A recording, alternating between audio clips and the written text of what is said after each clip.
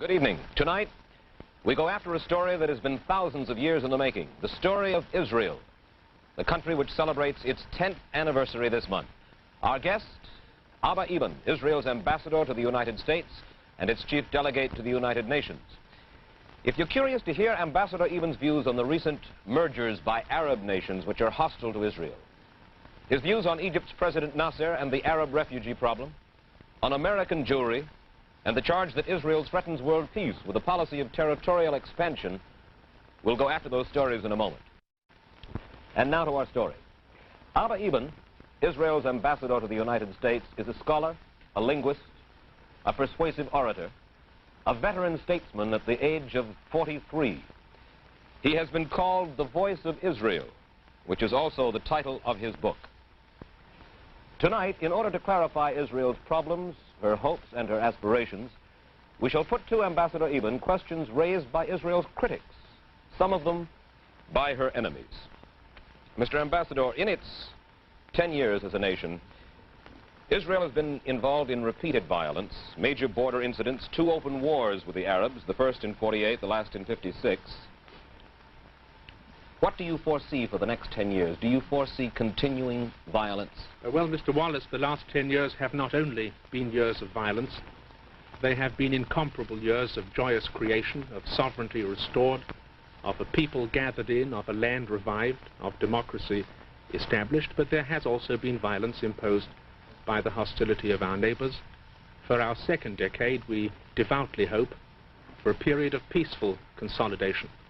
We hope that there will be no recurrence of the violent conflicts which marked our first decade, but that we and our kindred neighboring people will devote all our efforts to the development of our respective countries and of our common region. All over the Middle East, too, though, will you not find that the huge majority of the Arab peoples are interested in the extermination of Israel? We find that the governments of Arab countries still articulate the aim of our extermination.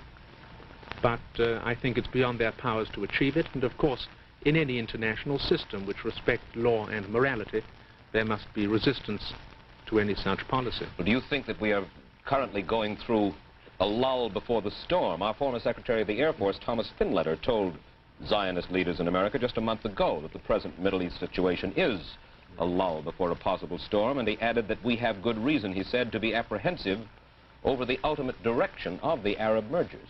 I think a great degree of vigilance is called for so long as Arab policy continues to be devoted, if only verbally, to the vision of Israel's destruction. On the other hand, if this lull, as you call it, if this tranquility can be preserved, if passions are calmed, if Israel gives an ever-increasing demonstration of her permanence and stability, I don't exclude the possibility that the present lull might merge into a climate more conducive to peace. Well, a lull will emerge into a climate more conducive to peace if perhaps some of the issues behind the Arab-Israeli hostility can be settled. Let's take a look at them. First, the refugee problem. An estimated 700,000 Palestinian Arabs were left homeless during the Arab-Israeli War of 48.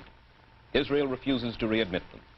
They live in bitterness, and such men as historian Arnold Toynbee has said this: the evil deeds committed by the Zionist Jews against the Arabs are comparable to crimes committed against the Jews by the Nazis. How do you feel about that? Well, about Professor Toynbee's statement, I can only repeat what I've written, that it is a monstrous blasphemy. Here he takes the massacre of millions of our men, women and children, and he compares it to the plight of Arab refugees alive on their kindred soil, suffering certain anguish, but of course possessed of the supreme gift of life. This equation between massacre and temporary suffering, which can easily be alleviated, is, I think, a distortion of any historic perspective. But the refugee problem, Mr. Wallace, isn't the cause of tension. The refugee problem is the result of an Arab policy which created the problem by the invasion of Israel, which perpetuates it by refusing to accommodate them into their expanding labor market, and which refuses to solve a problem which they have the full capacity to solve. There is, I think, a basic immorality in this attitude of Arab governments to their own kinsmen, whose plight they could relieve immediately once the will to relieve it existed. All world opinion admits that the problem can only be solved on a regional basis by opening the vast resources of the Arab world to this Arab refugee population, and if there were such an effort on their part to approach a regional settlement, Israel would make its due and just contribution.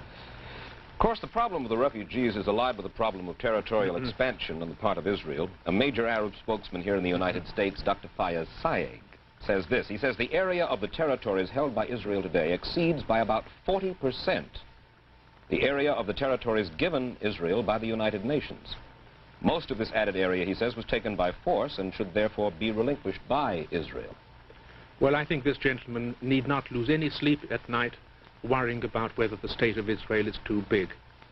Really, there is nothing more grotesque or eccentric in the international life of our times than the doctrine that little Israel, 8,000 square miles in area, should become even smaller in order that the vast Arab empire should still further expand. There are really two aspects, Mr. Wallace, to every territorial problem, the legal aspect and the moral aspect. The law is clear. The present territorial frontiers rest on agreements between Israel and the Arab states, which cannot be changed except by consent. The Arab states have signed those agreements, which give them and us a veto power against any territorial change to which we do not agree, so that there's no legal abuse in the present situation. Well, you and the Arabs have hardly signed a territorial agreement that involves what territory Israel took as a result of the 48 war. Oh, yes, we have. The present agreements between Israel and the Arab states delimit the precise territory which we hold now. Israel does not possess a single inch of territory beyond the valid agreements which she has signed and which the United Nations has ratified. And under the terms of an armistice, yes, pending final settlement. Yes, but in that final settlement, as it is written in the agreements, no changes can be accepted without the consent of both parties. So we are within our rights, and they are within their rights in accepting or refusing any change. So there's nothing whatever illegal about any aspect of the present territorial question, but the moral issue is the most important here. Well, now that's the point that I would like to talk to, if I may. The fact remains, when we talk about morality, the fact remains that Israel benefited territorially from a war, from armed violence. Yes, I'm glad to say that I hope that whenever countries wage a war of aggression, as the Arab states did, that they should be the losers by waging that war of aggression. Well, as a member of the Judaic faith, which cherishes social justice and morality, do you believe that any country should profit territorially from violence? Mr. Wallace, I'm not going into the history of other countries, and I'm not going to analyze how the frontiers of countries which I've seen or in which I've served were achieved. But we have certainly achieved our territorial settlement as a result of agreements, not as a result of violence. It was they who decreed the method by which the present frontiers were achieved. They rejected the 1947 recommendation. We said, let us have boundaries by international agreement. They said, let us fix our boundaries by war. And they made the war.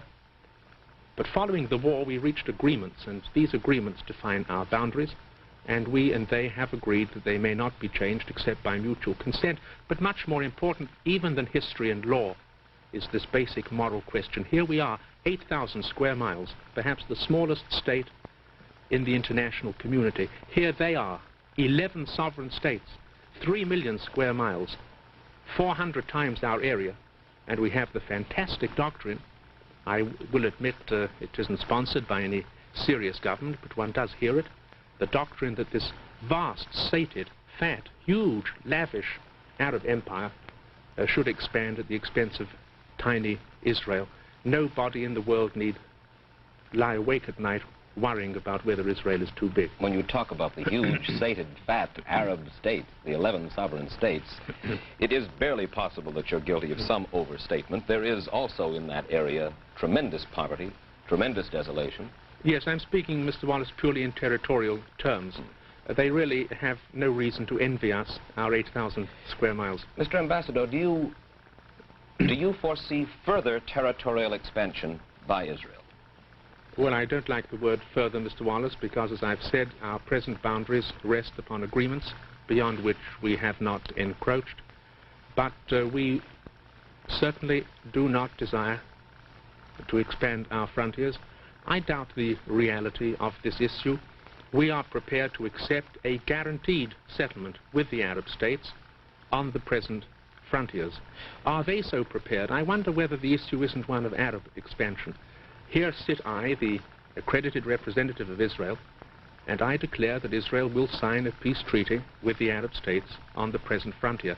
Now, you get an Arab ambassador sitting here to say that he will have a settlement with Israel on the present frontier, and you'll really have a story. Of course, there is one political party, and a fairly substantial political party within Israel, the Herut Party, with 15 seats in your parliament to the Ben Gurion Party's 40 seats. One of the Herut's major spokesmen, Dr. Joseph Shechtman, wrote this recently. He said, Zionism is more than Israel. For Zionism, Israel's present territory and population are but a partial accomplishment, and the Herut Party is dedicated to territorial expansion. Is that not so? Yes, but when you've said, Mr. Wallace, that they have 15 members dedicated to expansion, you're really saying, in other words, that there are 115 members not dedicated to expansion. In other words, 85% of the Israeli electorate has put its trust in parties which do not advocate territorial expansion. Therefore, I think one can say that within our democratic process, the concept of territorial expansion has been rejected. Let's move along. Recently in the Middle East, I spoke with the president of the National Bank of Egypt, Hussein Fahmy, who's a member of the Egyptian Economic Council, and he told us this. He said, Israel as a nation is doomed to go bankrupt because the resources are pitifully limited. Some olive and orange groves, a little potash, no fuels, no raw materials to speak of. And its industry, he said, is unable to make enough products to export at a significant profit. Israel can exist only on charity from other nations.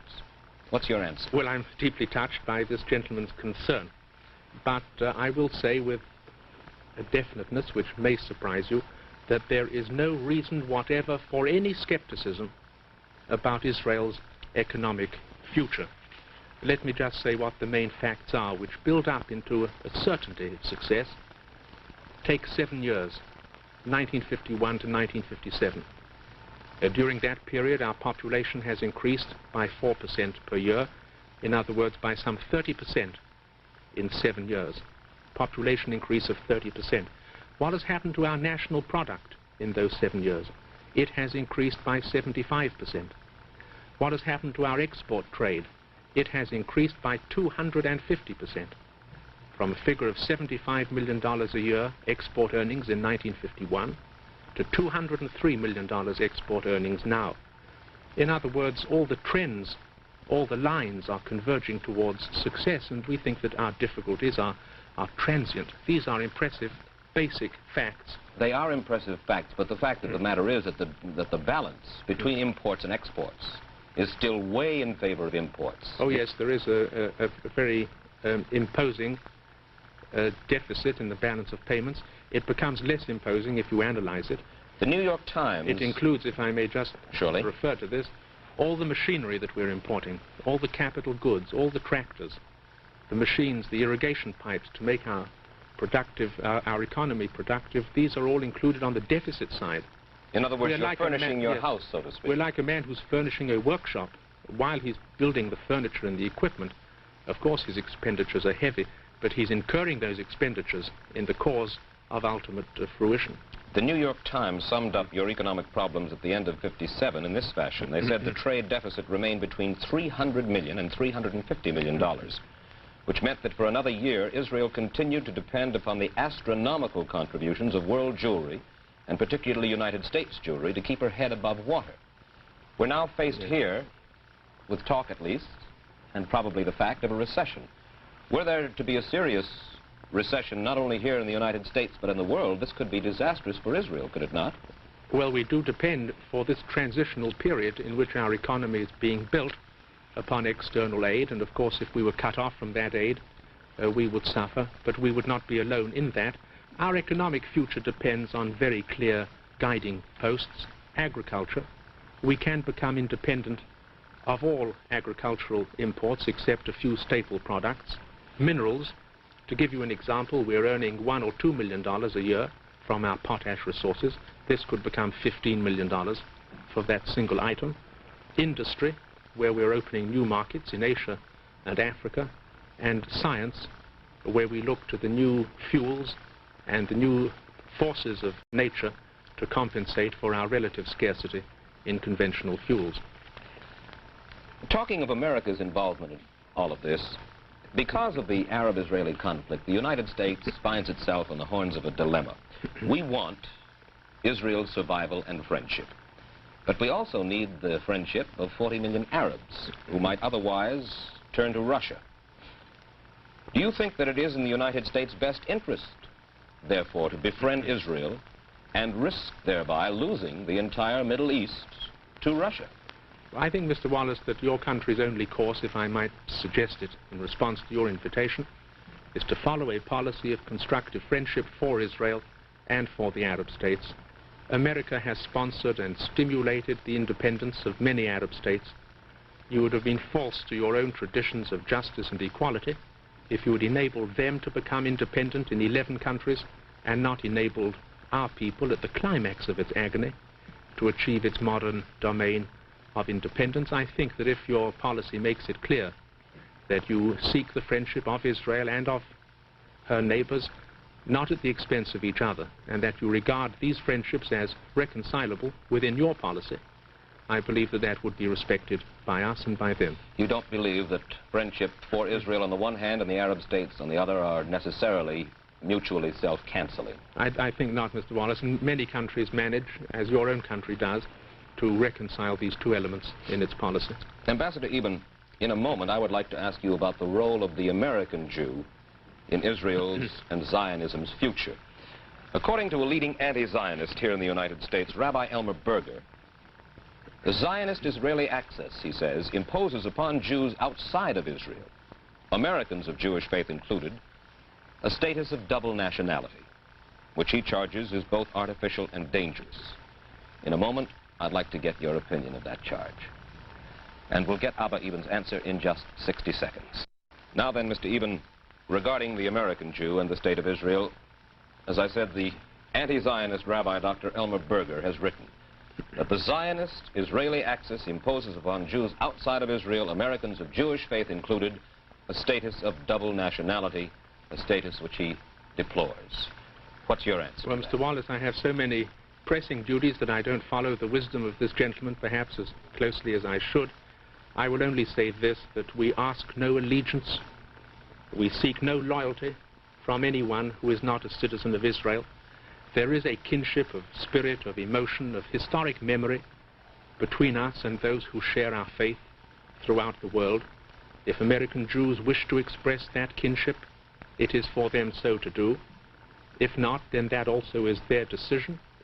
We, as a free nation speaking to a free nation, set forth the reasons why we believe they will find it infinitely rewarding to draw upon our common heritage and to sustain us in our great historic enterprise, but it is their decision and we impose nothing on them at all. Your own Prime Minister, David Ben-Gurion, wrote back in 1953 this. He said, when a Jew in America speaks of our government to his fellow Jews, he usually means the government of Israel, while the Jewish public in various countries view the Israeli ambassadors as their own representatives. Wouldn't that appear anyway to support Rabbi Berger's statement? I think not, Mr. Wallace. I'm sure that the Prime Minister was speaking in these terms of historic sympathy. We do evoke a certain affection, certain impulses of responsibility, but the clear division of political allegiance is, I think, fully understood on both sides. We impose nothing upon them.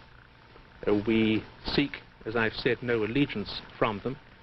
There is a kinship of history which both they and we seek voluntarily to express, and for which there are so many examples, both in our own tradition and in yours. Would a Jew, in your estimation, would a Jew be any the less a Jew if he were opposed to Zionism and to Israel? Well, we're dealing here with subjective terms about Yes. more of a Jew or less of a Jew. I think it is for Jews outside of Israel to determine the exact degree and measure of their intimacy with us.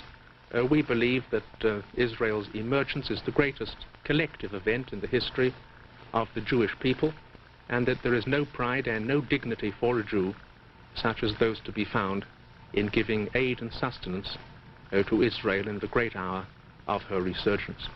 I still, if I may say so, sir, do not feel that you've been responsive to that question, though.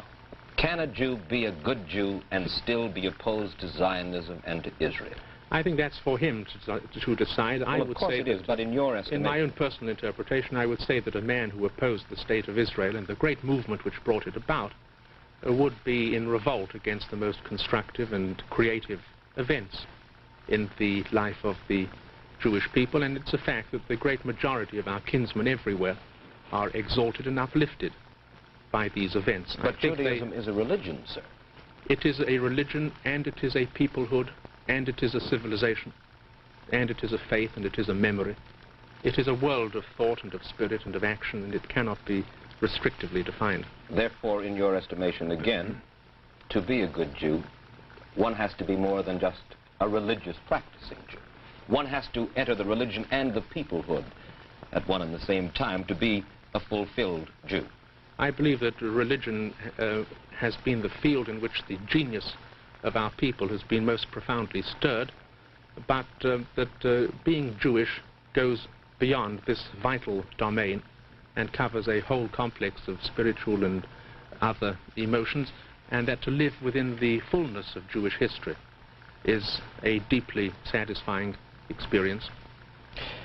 Recently, David Ben-Gurion said, "I still don't believe it's possible to enjoy the full Jewish life outside of Israel." Well, to be quite frank, Mr. Wallace, we think highly of our country.